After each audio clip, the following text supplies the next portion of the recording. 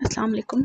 आज का जो हमारा टॉपिक है पार्टिकुलर टेक्नोलॉजी का, उसके कंटेंट्स कुछ इस तरह है कि हम डिस्कस करेंगे कि साइज़ रिडक्शन इक्विपमेंट्स क्या होते हैं, उनमें क्रशर्स क्या होते हैं, उनकी टाइप्स क्या होती हैं, ग्राइंडर्स क्या होते हैं, उनकी टाइप्स क्या होती हैं और अल्ट्रा फाइन ग्राइंडर्स क्या होते हैं। फर्स्ट ऑफ ऑल हम देखते हैं साइज़ रिडक्शन इक्विपमेंट्स क्या हैं। साइज़ रिडक्शन इक्विपमेंट्स को हम कुछ मतलब इस तरह डिवाइड करते हैं, यानी क्रशर्स में डिवाइड करते हैं, ग्राइंडर्स, अल्ट्रा फाइन ग्राइंडर्स और कटिंग मशीन्स में। अब फर्स्ट ऑफ ऑल हम डिस्कस करते हैं क्रशर्स को। क्रशर्स क्या होते हैं? क्रशर्स हम यूज़ करते हैं जो लार्ज पार्टिकल है, यानी कोर्स पार्टिकल्स, जो लार्ज कोर्स पार्टिकल्स होते हैं उनको क्रश करने के लिए क्रशर्स यूज़ किए जाते हैं। अब क्रशर्स की भी आगे कुछ टाइप्स हैं। उनकी मेन टाइप्स क्या हैं? Jaw crusher, smooth roll crusher, tooth roll crusher और जायरेटरी क्रशर। अब जॉ क्रशर क्या होता है? हम जॉ क्रशर में फीड ऊपर से मतलब टॉप से जो है एंटर करते हैं, और जो जॉज होते हैं ना वो एक वी शेप उन्होंने बनाई होती है, हम वहाँ से एंटर करते हैं फीड हम एंटर करते हैं। तो एक जॉ जो होता है वो फिक्स होता है और दूसरा जो होता है वो मूवेबल जॉ होता है, वो मूव कर रहा होता है हॉरिजॉन्टली। जो सॉलिड लम्ब्स हैं उनको हम क्रश करते हैं जॉ क्रशर में कंप्रेशन से, और जैसे ही हम फीड इंटर करते हैं तो जो फीड होती है वो दोनों जॉज के दरमियान कैच हो जाती है, जिसकी वजह से कंप्रेस होती है और साइड रिडक्शन होती है। अब ये देखते हैं हम जॉ क्रशर, ये कुछ इस तरह का होता है जॉ क्रशर। अब इसके देख लें, इसको जो ये मूव कर रहा है इसको कहते हैं हम फ्लाई व्हील। ये फ्लाई व्हील है, ये बेसिकली फ्लाई व्हील है, और ये ऑरेंज सा जो है इसे हम कहते हैं मूवेबल जॉ, और यही इसके नीचे बिल्कुल ही ऑरेंज सा, इसे कहते हैं मूवेबल जॉ प्लेट, यानी ये टॉगल प्लेट भी हम इसे कह सकते हैं। और इसके अलावा और ये वाली जो जो हमारी लेफ़्ट साइड पे है इसे हम कहते हैं फिक्स्ड जॉ प्लेट, और ये जो दरमियान में एक डिस्क सी लगी हुई है इसे हम कहते हैं इसेंट्रिक शाफ्ट। और यहाँ से ये जो नीचे लगा हुआ है इसे स्प्रिंग कहते हैं। अब इसेंट्रिक शाफ्ट क्या होती है? इसेंट्रिक शाफ्ट, इसेंट्रिक बेसिकली किसे कहते हैं? इसेंट्रिक उसे कहते हैं कि मतलब कोई भी चीज़ हो वो अपने किसी सेंटर से थोड़ा सा दूर हो, उसे कहते हैं इसेंट्रिक शाफ्ट। अब हम बात करते हैं, आगे बढ़ते हैं, आगे देखते हैं हम टाइप्स जॉ क्रशर की भी आगे फर्दर टाइप्स है। Blake jaw crusher, stake jaw crusher और डॉग जॉ क्रशर। इनको हम डिटेल में नहीं पढ़ेंगे, सिर्फ देख लेंगे कि ये क्या है और कैसे है, ठीक है। अब देखते हैं, ये कुछ ब्लैक जॉ क्रशर कुछ इस तरह का दिखता है, वही सारा फ्लाई व्हील है, इसका एक फिक्स प्लेट है, मूवेबल प्लेट है, स्प्रिंग लगा हुआ है, फीड इंटर हो रही है, फीड आउट हो रही है, डिस्क है, इसेंट्रिक शाफ्ट है, सारा कुछ वही है। कुछ स्टेक जॉ क्रशर कुछ इस टाइप का दिखता है, और डॉग जॉ क्रशर कुछ इस टाइप का दिखता है। अब हम बात करते हैं, अपना मेन टॉपिक जो है हमारा जायरेटरी क्रशर क्या होता है। फीड जो होती है वो इंटर होती है कॉनिकल हेड और फनल शेप केसिंग में से, मतलब एक समझ लिया कोन के अंदर एक फनल टाइप जो होता है वो मूव कर रहा होता है। फीड इंटर होती है, टॉप से हम इंटर करते हैं, इन दोनों के दरमियान फीड इंटर करते हैं। जो कॉनिकल क्रशिंग हेड होते हैं वो जायरेट, कॉनिकल हेड और फनल शेप केसिंग में से, मतलब एक समझ लिया कोन के अंदर एक फनल टाइप जो होता है वो मूव कर रहा होता है। फीड इंटर होती है, टॉप से हम इंटर करते हैं, इन दोनों के दरमियान फीड इंटर करते हैं। जो कॉनिकल क्रशिंग हेड होते हैं वो जायरेट कर रहा होता है फनल शेप केसिंग में। जायरेट का मतलब होता है पेंडुलम लाइक मूवमेंट, ठीक है। तो वो मूव कर रहा होता है जिसकी वजह से साइड डायरेक्शन। सॉलिड जो होती है, मतलब कि जो सॉलिड होता है वो कॉनिकल हेड और जो केसिंग है उससे टकरा के टूटता रहता है, और फिर दोबारा ऐसे टकराता टकराता टूट टूट के फिर वो पास आउट हो जाता है बॉटम से। अब ये देखें, इसे कहते हैं हम जायरेटरी क्रशर। यहाँ से फीड इंटर किया है, पेंडुलम लाइक मूवमेंट होता है, वो जायरेट होता होता बॉटम से ये देखें फीड पास आउट हो रही है। उसके बाद है smooth roll crusher. Smooth roll crusher basically secondary crusher होता है, जो क्रश करता है फीड को कंप्रेशन से, और समटाइम्स एट्रिशन भी लग रही होती है। स्मूथ रोल क्रशर में जो होता है ना, मेन जो होती है उसकी कंप्रेशन ही हो रही होती है, पार्टिकल्स जो ब्रेक हो रहे होते हैं वो कंप्रेशन के थ्रू होते हैं, लेकिन समटाइम्स एट्रिशन भी लग रही होती है। एट्रिशन क्या होता है? एट्रिशन हम बोलते हैं रबिंग को, जब पार्टिकल्स एक दूसरे के साथ टकरा कर रबिंग हो रही होती है मतलब, तो उसे हम कहते हैं एट्रिशन। अभी स्मूथ रोल क्रशर हम देखते हैं कि दो रोल्स हैं, इनके दरमियान से यूँ फीड एंटर होगी, ये फिक्स्ड रोल्स है, ठीक है, ये मेन रोलर है, फिक्स्ड रोलर मेन रोलर, ठीक है। रॉ मटेरियल और फीड मतलब हम एंटर कर रहे हैं, एंटर करेंगे, रोल मूव्स करेंगे, दरमियान से कंप्रेस होंगे, कंप्रेस होके आउट हो जाएंगे बॉटम से। अब इसके बाद हम बात करते हैं tooth roll crushers. Tooth roll crusher जो होता है वो हम बेसिकली 3 प्रिंसिपल मेन है उस पर ऑपरेट हो रहा होता है, जिस कंप्रेशन, इम्पैक्ट, शेयर। शेयर कहते हैं उसको, कटिंग को, बेसिकली सिंपल वर्डिंग में हम कटिंग कहते हैं। इम्पैक्ट होता है एक सिंगल रिजिड फोर्स अगर हम किसी पे लगाते हैं उसे इम्पैक्ट कहते हैं, और कंप्रेशन जो 2 रिजिड फोर्स होती है उसको कंप्रेशन कहते हैं। इनके मेन जो हमारे पास ऑपरेट हो रहा होता है टूथ रोल क्रशर, वो इन 3 चीज़ों पे हो रहा था, लेकिन समटाइम्स वो एट्रिशन भी हो रही होती है, ठीक है। अब टूथ रोल क्रशर जो होता है, ठीक है, उनमें 2 रोल्स होते हैं, ठीक है। जो रोल जो होते हैं ना उन पे कोई मतलब जैसे हमने स्मूथ रोल क्रशर देखा था, उसके जो रोल्स थे वो बिल्कुल स्मूथ होते हैं, प्लेन, और जो टूथ रोल होते हैं उस पर टूथ टाइप्स बने होते हैं, थोड़ी यानी कॉग्रेशन होती है, कोई ब्रेकर बार्स होते हैं, टूथ टूथ से बने होते हैं, सिंपल वर्डिंग में टूथ से बने होते हैं। जो टूथ रोल क्रशर होता है वो यूज़ होता है ज़्यादातर सॉफ्ट मटेरियल्स को क्रश करने के लिए, जैसे कोल हो गया, को कोन हो गया, सॉफ्ट शेल हो गया। अब ये है टूथ रोल क्रशर। फीड यहाँ से एंटर हो रही है, ठीक है, यहाँ से फीड एंटर होगी, ये देखें। अब ये जो रोल्स हैं, हमने स्मूथ रोल क्रशर का देखा था, बिल्कुल स्मूथ से रोल थे, अब ये इसके ऊपर थोड़े से ये ऐसे टूथ टाइप बने हुए, दोनों फीड एंटर होगी, इनके साथ कंप्रेशन होगी और रबिंग जो होगी एरा होके जो है प्रोडक्ट आउट हो जाएगी। अब हम बात करते हैं ग्राइंडर्स की, कि ग्राइंडर्स क्या होते हैं। ग्राइंडर्स जो होते हैं वो basically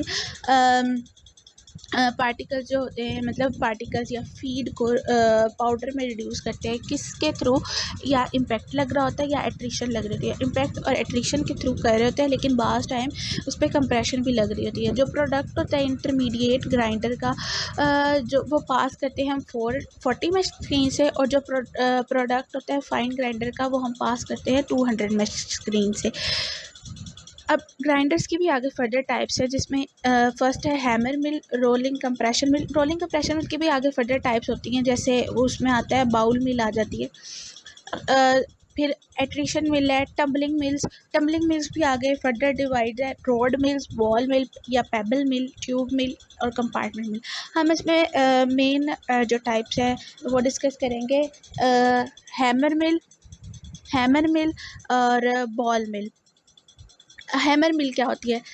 hammer mill type of impact mill with high speed rotating wheels. अच्छा, हैमर मिल जो होती है उसमें क्या होता है कि एक इम्पैक्ट मिल हम उसे कह सकते हैं, जिसमें से मतलब एक हाई स्पीड जो होती है डिस्क होती है, हाई स्पीड उसमें एक डिस्क होती है, और जिस पे नंबर्स ऑफ हैमर्स लगे होते हैं। जो जो हैमर्स होते हैं ना वो सेंट्रीफ्यूगल फोर्स के थ्रू मतलब बाहर को स्विंग हुए होते हैं, ठीक है। मटेरियल जो होती है, मटेरियल हम या तो टॉप से डाल रहे होते हैं या सेंटर से डाल सकते हैं, ठीक है। और जो है ना मटेरियल वो सेंट्रीफ्यूगली बाहर निकल रही होती है, और जो हैमर्स है ना वो इम्पैक्ट के थ्रू इनको क्रश कर रहे होते हैं। क्या होता है बेसिक फिर से हम पढ़ लेते हैं। जो एक डिस्क होती है उसके ऊपर हैमर्स लगे होते हैं, हैमर्स स्विंग हुए होते हैं, ठीक है। इम्पैक्ट लगता है, इम्पैक्ट क्या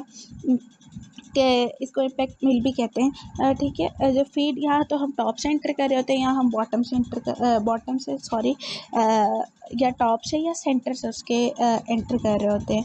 जब सेंटर से हम उसके एंटर कर रहे होते हैं तो जब हैमर मिल स्टार्ट होती है तो वो जो रोटेटिंग डिस्क होती है वो मूव करती है, और हैमर्स भी होते हैं वो मूव कर रहे होते हैं और इम्पैक्ट लगता है। क्या होता है, मटेरियल को जो होते हैं इतना बीट किया जाता है कि वो इतने स्मॉल हो जाते हैं कि वो जो नीचे एक स्क्रीन लगी हुई है, नीचे एक स्क्रीन लगी होती है, उसमें से पास करना शुरू हो जाते हैं, ठीक है। जो हैमर्स हैं वो क्या होते हैं, वो हार्ड होते हैं, सॉलिड मेटल टाइप्स के होते हैं। और जो हैमर्स हैं, ठीक है।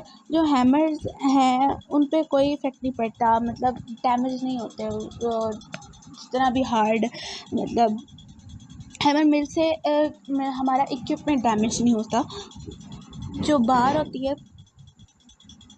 बार जो भी होती है हम उसको रिप्लेस कर सकते हैं जब वो वियर एंड टियर हो जाती है उसकी। सूटेबल फॉर क्रशिंग ब्रिटल और हार्ड मटेरियल उस सबकी क्रशिंग के लिए यूज़ होती है हैमर मिल। अब हैमर मिल देखिए इस तरह की होती है कुछ, ये देखिए ये रोटेटिंग डिस्क लगी हुई है, उसके ऊपर हैमर्स अटैच हुए, फीड एंटर होती है, नीचे एक स्क्रीन लगी हुई है, और जब उसका साइज़ इतना हो जाता है कि वो स्क्रीन से पास होना शुरू हो जाती है तो वो नीचे से ये पास होना शुरू हो जाती है। फीड एंटर करते हैं, मूव करती है। हैमर्स होते हैं वो दोनों साइड पर मूव कर देते हैं, यानी उसकी एक ही मोशन नहीं होती कि अगर वो इस क्लॉकवाइज मूव करे तो क्लॉकवाइज ही करेगा, एंटी क्लॉकवाइज करे तो एंटी, नहीं, वो दोनों साइड पर मूव करते ताकि जो है ना, जो हमारे हैमर्स हैं वो ख़राब ना हो, वो सही रहे बिल्कुल। अब उसके बाद है हमारे पास बॉल मिल। अब बॉल मिल क्या है? बॉल मिल बेसिकली एक हॉलो से सिलेंडर होता है, रोटेटिंग सिलेंडर होता है, जो हाफ जो होता है यानी पार्शली फिल होता है बॉल से। जो उसकी आउटलेट होती है वो कवर होती है एक कोर्स स्क्रीन से, ताकि वो जो है ना, बॉल्स जो है वो बाहर ना निकल सके। ठीक है, बॉल जो है इसमें वो ग्राइंडिंग मीडियम है, ठीक है। और साइज़ रिडक्शन इसमें ज़्यादातर इम्पैक्ट फर्स्ट इसका मेन जो होता है वो इम्पैक्ट के थ्रू उसकी साइज़ रिडक्शन होती है, लेकिन कभी कभी एट्रिशन भी हो रही होती है। जो इनर सरफेस होती है ना सिलेंडर की, वो मेड होते है एब्रेसिव मटेरियल से बनी होती है, यानी कोई और डिफरेंट साइज़ की बॉल इसमें यूज़ होती हैं, यानी कि एक ही साइज़ की बॉल नहीं डलती, इसके अंदर डिफरेंट साइज़ की बॉल्स यूज़ होती हैं। जो लार्ज बॉल्स होती हैं वो ज़्यादातर डील कर रही होती हैं, ज़्यादा डील कर रही होती है फीड के साथ, और जो स्मॉल होती है ना वो फाइन ग्राइंडिंग के लिए यूज़ हो रही होती है। मतलब जो इसमें ज़्यादा बेसिक हमारा कैसे है, वर्किंग क्या है, हम उसको ऑपरेट करते हैं, बॉल्स डालते हैं, फीड डालते हैं, डिफरेंट साइज़ की बॉल्स डालते हैं, उसके अंदर फीड डालते हैं।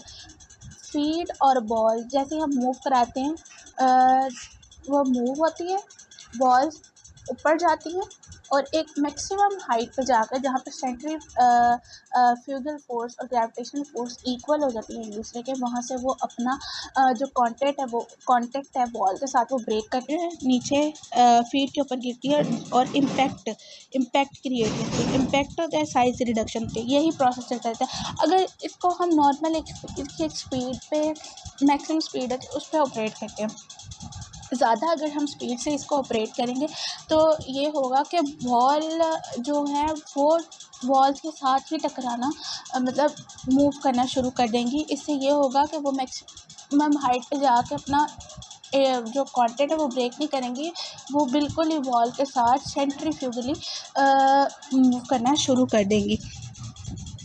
इसको हम फाइन ग्राइंडिंग के लिए यूज़ करते हैं। अब बॉल मिल ये देखिए कैसे होती है, इस तरह की होती है कुछ, यहाँ से फीड एंटर हो रही है, ठीक है, ये फीड एंटर हो रही है। उसके बाद ये जो है यहाँ पे डस्ट कलेक्शन है, डिफरेंट टाइप्स की इसके अंदर ये बॉल्स आपको नज़र आ रही होंगी, ठीक है। ये ग्राइंडिंग मीडियम है, ठीक है, रजिस्ट यहाँ से फीड एंटर करते हैं हम, तो ये होगा कि बॉल जो है वो बॉल्स के साथ ही टकराना, मतलब मूव करना शुरू कर देंगी। इससे ये होगा कि वो मैक्सिमम हाइट पे जाके अपना जो कांटेक्ट है वो ब्रेक नहीं करेंगी, वो बिल्कुल ही बॉल के साथ सेंट्रीफ्यूगली मूव करना शुरू कर देंगी। इसको हम फाइन ग्राइंडिंग के लिए यूज़ करते हैं। अब बॉल मिल ये देखिए कैसे होती है, इस तरह की होती है कुछ, यहाँ से फीड एंटर हो रही है, ठीक है, ये फीड एंटर हो रही है। उसके बाद ये जो है यहाँ पे डस्ट कलेक्शन है, डिफरेंट टाइप्स की इसके अंदर ये बॉल्स आपको नज़र आ रही होंगी, ठीक है। ये ग्राइंडिंग मीडियम है, ठीक है, रजिस्ट यहाँ से फीड एंटर करते हैं हम, यहाँ से फीड एंटर करते हैं, यहाँ पे मूव होती है, क्रशिंग होती है, और यहाँ से फीड मटेरियल जो है वो ना नीचे से ये देखें आउट हो जाता है, ठीक है। अब उसके बाद अल्ट्रा फाइन ग्राइंडर्स क्या होते हैं? अल्ट्रा फाइन ग्राइंडर्स होते हैं वो हम फीड को मल्टीपल के बेस पे एट्रिशन लगती है उसके ऊपर, यानी रबिंग के थ्रू साइज़ रिडक्शन होती है। जो फीड साइज़ होता है इसमें मैक्सिमम फीड साइज़ 6 मिलीमीटर ही होता है, और जो इसका प्रोडक्ट साइज़ होता है वो 1 से 50 माइक्रोमीटर के दरमियान होता है। अब कटर्स क्या होते हैं?